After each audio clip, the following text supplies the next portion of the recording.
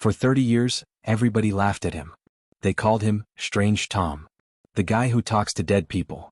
Because Thomas would talk to every single grave in that cemetery. Every morning, every evening. "Good morning, Mrs. Peterson. I brought you yellow tulips today.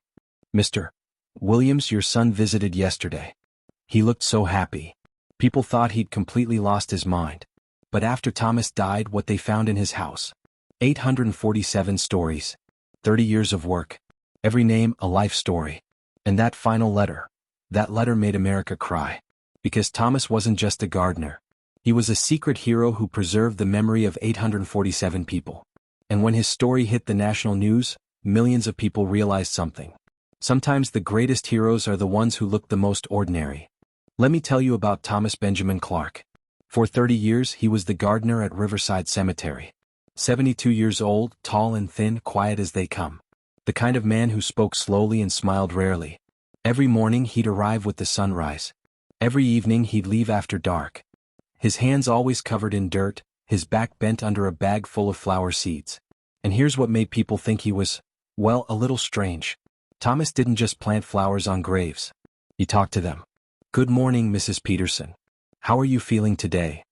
Mr. Williams, I see your son brought fresh flowers yesterday. Little Amy, I planted pink daisies for you. I know you love them." The people of Riverside started calling him Strange Tom. Kids would giggle, "There goes the man who talks to dead people." Teenagers would roll their eyes, "He's completely lost it." Adults would shake their heads, "Poor guy.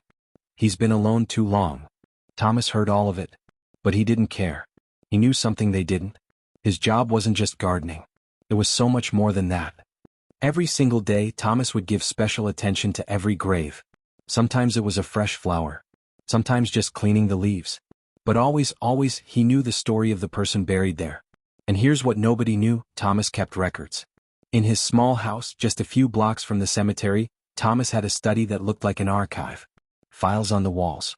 Notebooks lined up on shelves. And in every notebook, the story of every person in that cemetery.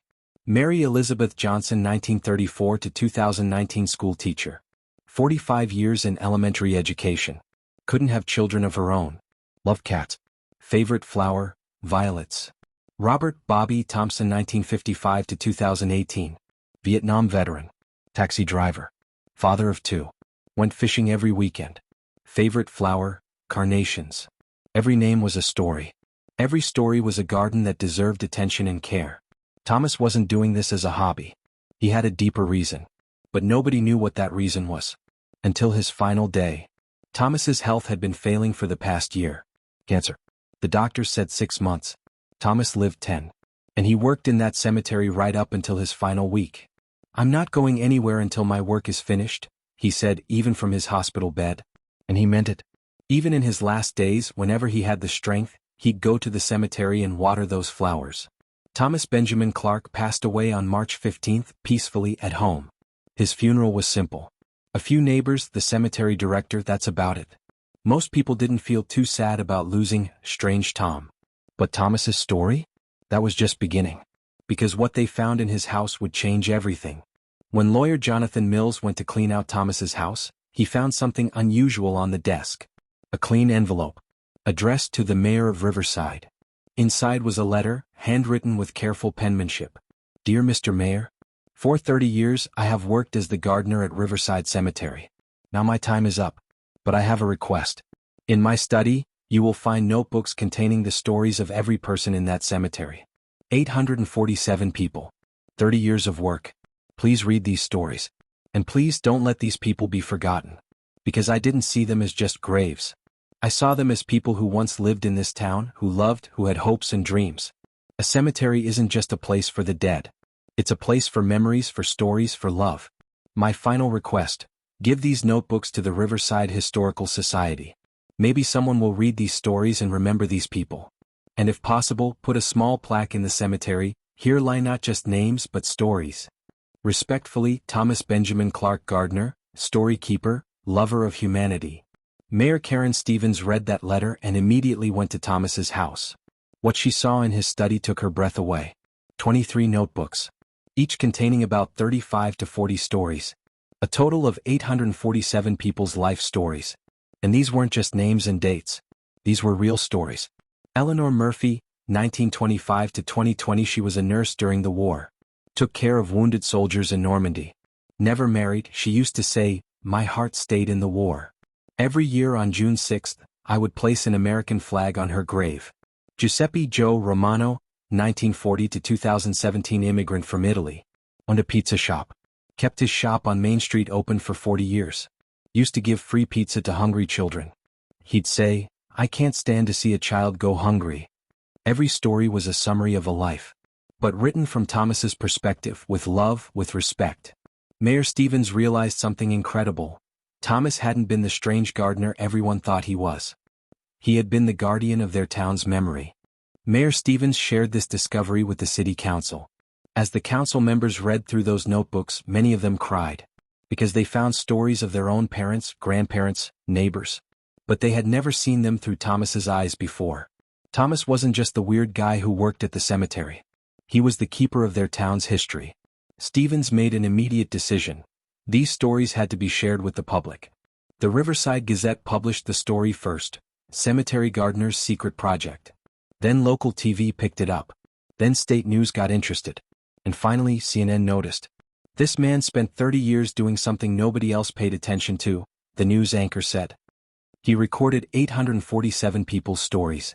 Just so they wouldn't be forgotten. When the story went national, Thomas's tale spread across America. And the response was incredible. Thomas's story especially touched older Americans. Because everyone will die someday, everyone has a story. And most people fear being forgotten after they're gone. What Thomas had done was the exact opposite of that fear. He had made remembering people his profession. Letters started pouring in. Thousands of them sent to Riverside City Hall. "We need more people like Thomas. This man is a real hero. I wish we had someone like him in our town." Visitors started coming to the cemetery. People wanted to see the places where Thomas had worked. And these visitors began to notice how carefully Thomas had done his job. The flowers on each grave matched that person's personality. Patriotic flowers on veterans' graves. Flowers symbolizing wisdom on teachers' graves. Bright, cheerful flowers on children's graves. Thomas hadn't just been a gardener. He had been an artist. And his masterpiece was a living cemetery. The city of Riverside commissioned a special monument for Thomas. At the cemetery entrance, they installed a bronze statue showing Thomas planting flowers. The plaque underneath read, "Thomas Benjamin Clarke, 1951 to 2023, the man who preserved 847 stories for 30 years, here lie not just names but stories." Thomas's story was so inspiring that the Thomas Clarke Memory Foundation was established. The foundation's mission: support cemetery gardeners nationwide and preserve cemetery stories. The movement that began with the slogan, "Let every cemetery have a Thomas's," quickly spread to 15 states.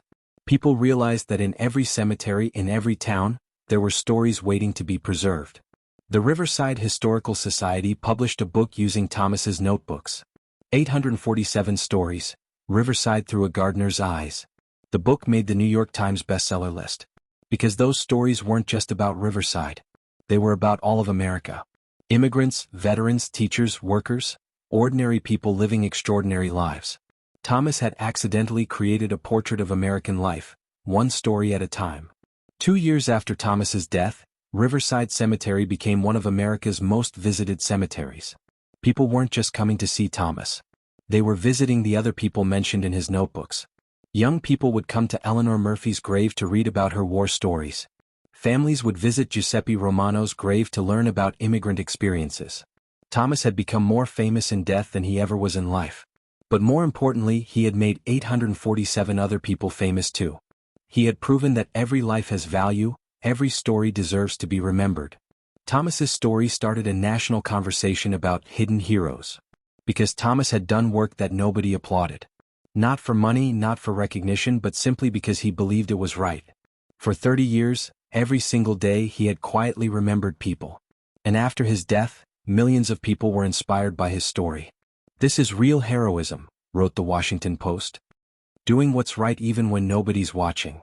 Thomas Benjamin Clarke had lived 72 years. He spent the last 30 years ensuring that others would be remembered. And now he will be remembered forever too. Not just as a gardener. As a story keeper. As someone who represented the very best of humanity, Today, Thomas's grave at Riverside Cemetery is always covered with flowers. Because now everyone is doing what Thomas used to do. People come, leave notes, plant flowers, tell stories. Thomas's work continues. Not just by one person now but by thousands. And maybe that was Thomas's greatest achievement. Teaching people how important it is to remember each other. Because in the end we're all just stories. And no story deserves to be forgotten. Thomas Benjamin Clarke knew that. And for 30 years quietly he lived that belief. Now his story will never be forgotten either. If this moved you, please share it with someone who needs to hear it today. Hit that like button if you believe in honoring the quiet heroes among us. And subscribe for more stories that remind us of the good that still exists in this world. What city are you watching from? And do you know a quiet hero like Thomas? Share their story in the comments below. Until next time, remember, the most important work often happens when nobody's looking.